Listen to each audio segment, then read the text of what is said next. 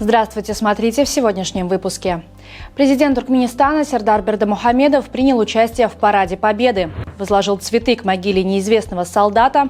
Национальный лидер туркменского народа возложил цветы к памятнику Халк Хакадасы и другие новости. Президенту Туркменистана Сердару Бердымухамедову в Москве были вручены исторические экземпляры газет «Правда» и «Совет Туркменистаны», изданные в 1945 году на специальной бумаге.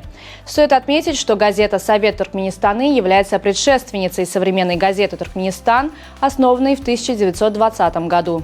Президент Туркменистана Сердар Бердымухамедов принял участие в Параде Победы на Красной площади в Москве. Главу государства тепло поприветствовал президент России Владимир Путин.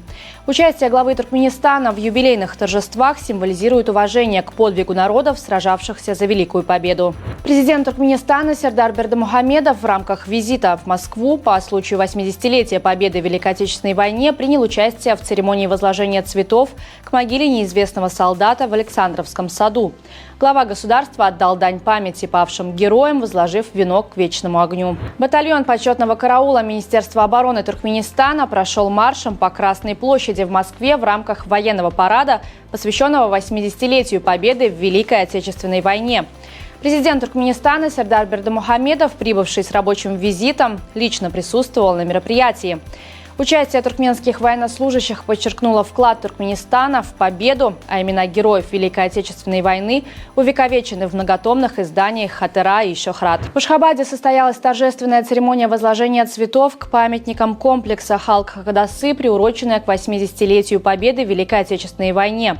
В мероприятии принял участие национальный лидер туркменского народа Гурбангулы Бердымухамедов и поздравил ветеранов, тружеников тыла и супругов участников боевых действий. Он отметил, что подвиг военного поколения навсегда останется в памяти народа и станет примером для молодежи. Национальный лидер туркменского народа, председатель Халк-Маслихаты Туркменистана Гурбангулы Бердымухамедов принял участие в церемонии возложения цветов в мемориальном комплексе Халк Хакадасы в Ашхабаде, посвященной 80-летию Победы в Великой Отечественной войне.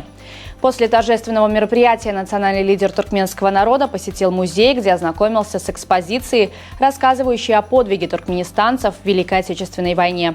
9 мая национальный лидер туркменского народа Гурбангулы Бердымухамедов совершил рабочую поездку по Ашхабаду, где ознакомился с ходом строительства Туркменского государственного архитектурно-строительного института, а также с проектами других объектов, включая Центр детства и юношества Гюнешли и благоустройство территории монумента нейтралитета. В Ашхабаде будет построено новое здание Государственной детской библиотеки имени Базара Аманова. В ходе рабочей поездки председатель Халк-Маслихаты Гурбангулы Бердымухамедов ознакомился с проектами новостройки и поддержал идею ее строительства на территории детско-юношеского центра Гюнешли. Проект включает использование инновационных технологий для создания современного образовательного пространства для детей. Новая кинолента «Властелин колец. Охота на Голлума» выйдет в прокат 17 декабря 2027 года. Энди Серкис не только вернется к роли Голлума, но и займет место режиссера. Сценарий для фильма напишут авторы оригинальной трилогии Фрэн Уолш и Филиппа Боэнс в сотрудничестве с новыми создателями. Жительница Цюриха 68 лет оказалась под судебным преследованием за регулярное кормление и пускание в свою квартиру соседского кота. Несмотря на требования законной владелицы прекратить это. Женщина даже модифицировала кошачью дверцу, чтобы питомец мог свободно заходить в ее дом. Прокуратура требует штраф в 3600 швейцарских франков, а пенсионерка оспаривает обвинение в суде, утверждая, что не нарушала закон. Тренер Байера Хаби Алонсо достиг соглашения с Реалом о трехлетнем контракте, который начнется по окончании текущего сезона. Немецкий клуб получит компенсацию, так как контракт испанского специалиста с Байером действует до 2026 года. Карло Анчелотти покинет Реал после заключительного матча сезона, а временно команду возглавит Сантьяго Солари. На сегодня это все. Со всеми новостями вы можете ознакомиться на сайте turkmenportal.com и на наших официальных страницах в социальных сетях, а также на Билет-Видео. Всего вам доброго и помните, что Туркменпортал – ваш самый надежный источник новостей.